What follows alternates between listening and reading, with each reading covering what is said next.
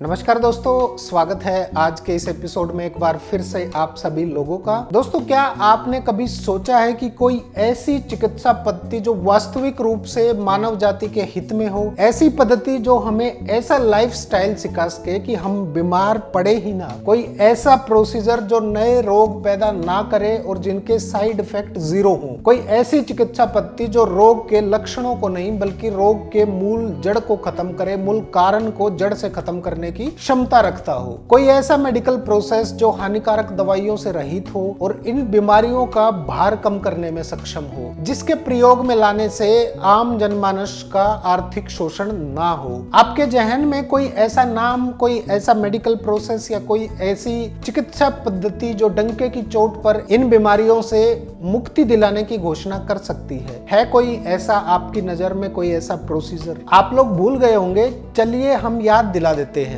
एक ऐसी चिकित्सा पद्धति जो हजारों सालों से इस मानव के स्वास्थ्य को बचाए हुए थी, लेकिन आज मनुष्य इस चिकित्सा पद्धति को अपने दिल और दिमाग से निकाल चुका है। एक ऐसी चिकित्सा पद्धति जो रोग के लक्षण ही नहीं बल्कि रोग को भी दूर करने की क्षमता रखती है। इस प्रोसेस को फॉलो करने वाला व्यक्ति 100 से अधिक साल तक निरोग जीवन जीता है। इसमें बताई गई दिनचर्या का अगर पालन किया जाए तो मनुष्य दीर्घायु, आरोग्य, ऐश्वर्य, यश और सनातन लोक को प्राप्त करता है, और वो है हमारा आयुर्वेद, जिसको हम अपनी जीवन शैली से निकाल चुके हैं, हम भुला चुके हैं। आयुर्वेद किसी भी बीमारी का कारण कीटाणुओं को नहीं मानता, बल्कि हमारी शोषण हो रही प्रतिरोधक क्षमता को मानता है, हमारे इम्यूनिटी सिस्टम को मानता है, जो दिन प्रतिदिन हमारे लाइफस्टाइल की वजह से, हमारे खराब खाने पीने के स्टाइल की वजह से दिन प्रतिदिन डैमेज होता जा रहा है। क्योंकि कीटाणु और जीवाणु तो हर जगह अवेलेबल हैं और इनके कांटेक्ट में आने वाला हर व्यक्ति बीमार नहीं पड़ता।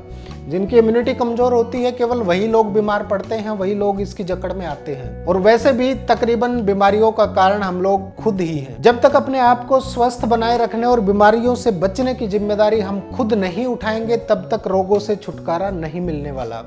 इन्हीं जिम्मेदारियों के अभाव और हमारा मूर्खता भरा लाइफस्टाइल ही इन बीमारियों का मुख्य कारण है। आयुर्वेद भी यही कहता है। हमारा आधुनिक चिकित्सा विज्ञान मजबूरीवश ये तो मान चुका है कि इन बीमारियों का कारण हमारी गलत जीवन शैली है, लेकिन वो इन जीवन शैली रोगों को ठीक करने के बजाय हानिकारक दवाओं के लगातार सेवन को स्वस्थ रहने का मूल मंत्र बनाने पर तुला हुआ है। संक्रामक रोगों को जर्म्स मानकर एंटीबायोटिक्स और वैक्सीन से ही इन बीमारियों पर जीत हासिल करने का सपना दिखाने पे तुला है। पूरे दिन हमारे हाथ में एक मोबाइल फोन रहता है, उसमें हम कुछ काम की चीज बहुत कम देख पाते हैं। आप थोड़ा सा सर्च करके देखिएगा कि एंटीबायोटिक्स का प्रयोग जिस भी कीटाणु पर किया गया है, उस कीटाणु ने ही एंटीबायोटिक्स को मात देकर वो सुपर बग बन गया। और जिस मनुष्य के हित के लिए लड़ाई लड़ी जा रही है, उसकी हालत एक चूहे से भी बदतर हो चुकी है। कभी स्वाइन फ्लू, कभी डेंगू, कभी इबोला, तो कभी जीका वायरस का अटैक। असलियत यह है कि आज के समय में इन कीटाणुओं और जीवाणुओं के आगे हम कमजोर और विवश हो चुके हैं। टीबी और मलेरिया की जंग तो तकरीबन हम हार ही चुके हैं, और उधर एंटीबायोटिक्स भी